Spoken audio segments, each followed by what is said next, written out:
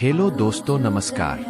मैं संदीप कुमार प्रमाणिक। आज हम जानने वाले हैं कि श्री कृष्णा और राधा का विवाह हुआ था या फिर नहीं। चलते हैं वीडियो की ओर। दोस्तों, जब प्रेम की बात आती है तो सबसे पहले हमारे मन में राधा कृष्ण के प्रेम की कथा याद आती है। परंतु अधिकतर जनमानस के मन में यह सवाल उठता है कि जब भगवान कृष्ण राधा रानी से बेइंतहा प्रेम करते थे तो फिर उन्होंने उसे शादी क्यों नहीं की। अगर आपके मन में भी यह सवाल उठता हो तो यह वीडियो आपके लिए ही है, क्योंकि आज की इस वीडियो में मैं आपको इसी सवाल का जवाब बताने जा रहा हूँ कि आखिर भगवान श्री कृष्ण ने राधा रानी से विवाह क्यों नहीं किया।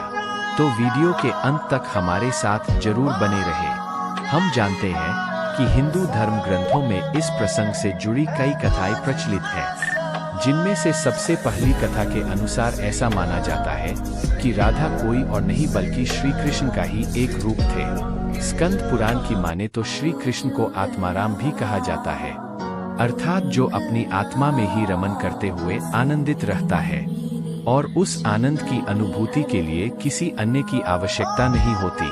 उनकी आत्मा तो राधा ही है, अतः राधा और कृष्ण को कभी अलग नहीं किया जा सकता। ऐसे में फिर राधा और श्री कृष्ण के विवाह होना और बिछड़ने का सवाल ही नहीं उठता। श्री कृष्ण ही खुद को दोनों रूपों में प्रकट किया है। यह भगवान का एक मनोरम रूप है। पुराणों में उनके इस रूप को अध्यात्म और दर्शन से जोड़कर देखा गया है। वही ब्रह्मवैवर्त पुराण में वर्णित कथा के अनुसार श्री कृष्ण के साथ राधा गोकुल में रहती थी। एक बार उनकी अनुपस्थिति में श्री कृष्ण अपनी दूसरी पत्नी नूरजहां के साथ घूम रहे थे, तभी राधा आ गई। विरजा पर नाराज होकर वहां से चली गई श्री कृष्ण के सेवक और मित्र श्री दामा को राधा का यह व्यवहार ठीक नहीं लगा और राधा को भला बुरा कहने लगी। प्राधानिक क्रोधित होकर श्री दामा को अगले जन्म में शंखचूड़ नामक राक्षस बनने का श्राप दिया। इस पर श्री दामा ने भी उनको पृथ्वी लोक पर मनुष्य रूप में जन्म लेकर 100 वर्ष तक कृष्ण भिक्षु का श्राप दे दिया।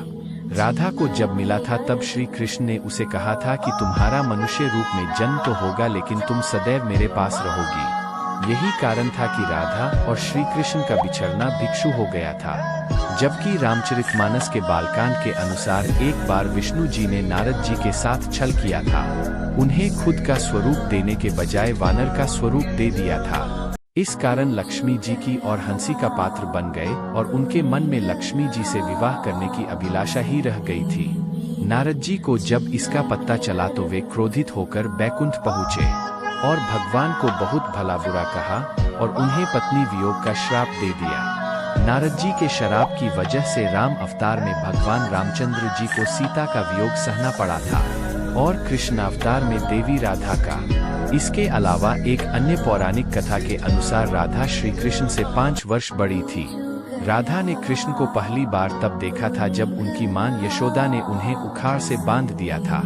कुछ लोग कहते हैं कि वह पहली बार गोकुल अपने पिता वृषभानु जी के साथ आई थी, तब श्री कृष्ण को पहली बार देखा था। जबकि कुछ विद्वानों की माने तो कृष्ण और राधा की पहली मुलाकात संकेतित प्रवीण जो भी हो, लेकिन जब राधा ने कृष्ण को देखा तो वह उनके प्रेम में पागल जैसी हो गई थी और उन्होंने देखकर मोहित हो गए थे और फिर दोनों में प्रेम हो गया था। ऐसा माना जाता है कि तभी से राधा श्री कृष्ण की मुरली सुनकर बावरी होकर नाचने लगती थी और उसे मिलने के लिए बाहर निकल जाती थी। जब गांव में कृष्ण और राधा के प्रेम की चर्चा चल पड़ी तो राधा की समाज के लोगों ने उसका घर से बाहर निकलना बंद करवा दिया। जिसके बाद एक दिन श्री कृष्ण ने अपनी माता यशोदा से कहा कि माता, राधा से विवाह करना चाहता हूँ। यह सुनकर यशोदा मैया ने कहा कि राधा तुम्हारे लिए ठीक लड़की नहीं है। पहला तो यह कि वह तुमसे 12 साल बड़ी है और दूसरा यह कि उसकी मम्मी पुराण के साथ पहले से ही हो चुकी है और वह कंस की सेना में है जो अभी युद्ध लड़ने गया है। जब आएगा तो राधा का उससे विवाह हो जाएगा, इसलिए उससे तुम्हारा विवाह नहीं हो सकता। हम तुम्हारे लिए दूसरी कन्या ढूंढ लेंगे। लेकिन कृष्ण ने यशोदानंदन से कहा। कृष्ण नंद की भी बात नहीं मानी। तब नंद बाबा कृष्ण को गर्ग ऋषि के पास ले गए। गर्ग ऋषि ने कृष्ण को समझाया कि तुम्हारा जन्म किसी खास लक्ष्य के लिए हुआ है। इसकी भविष्यवाणी हो चुकी है कि तुम तारनहार हो। इस संसार में तुम धर्म की स्थापना करोगे। तुम इस ग्वालन से विवाह नहीं करना चाहिए। तुम्हारा एक खास लक्ष्य है। तब श्री कृष्ण कहते हैं कि मुझे नहीं बनना तारनहार, तो अपनी गायों को और इन नदियों पहाड़ों के बीच रहकर प्रसन्न और आनंदित हूँ। और यदि मुझे धर्म की स्थापना करनी है तो क्या मैं इस अधर्म के साथ शुरुआत करूँ कि जो मुझे चाहती है और जिसे मैं प्रेम करता हूँ उसे छोड़ दूँ? यह तो न्याय रही है। गर्ग मुनि हर तरह से समझाते हैं, लेकिन कृष्ण नहीं समझते हैं। तब गर्ग मुनि वह एकांत में यह ऐसे बता देते हैं कि तुम यशोदा और नंद के पुत्र नहीं, देवकी और वासुदेव के पुत्र हो, और तुम्हारे माता पिता को ग्वालों ने कारागार में डाल रखा है। यह सुनकर श्री कृष्ण कुछ भी कहने की नहीं रहे और फिर उन्होंने कहा, कृपया मेरे बारे में कुछ और बताइए। तब गर्ग मुनि ने कहा कि नारद ने तुम्हें पहचान लिया है और तुमने सभी को प्रकट कर दिया है। तुम्हारे जो लक्षण इस ओर संकेत करते हैं कि तुम ही वह महापुरुष हो जिसके बारे में ऋषिमुनि चर्चा करते हुए आ रहे हैं। यह सुनकर श्री कृष्ण चुपचाप उठे और गोवर्धन पर्वत की सबसे ऊंची चोटी पर जाकर अकेले आकाश को देखने लगे। बस वही दिन भर रहे और सूर्यास्त के समय ज्ञान को उपलब्ध हो गए। वहीं से उनकी दशा और दिशा बदल गई। तो फिर उसके बाद श्री कृष्ण कंस के बुलावे पर वृंदावन छोड़कर मथुरा चले गए और इधर राधा का विवाह यशोदा के भाई प्रवीण से हो गया। मित्र, इसलिए भगवान कृष्ण ने कहा कि राधा तू मेरी आत्मा है, भले ऐसे में मैं उससे विवाह करूं या ना करूं, इससे क्या फर्क पड़ता है।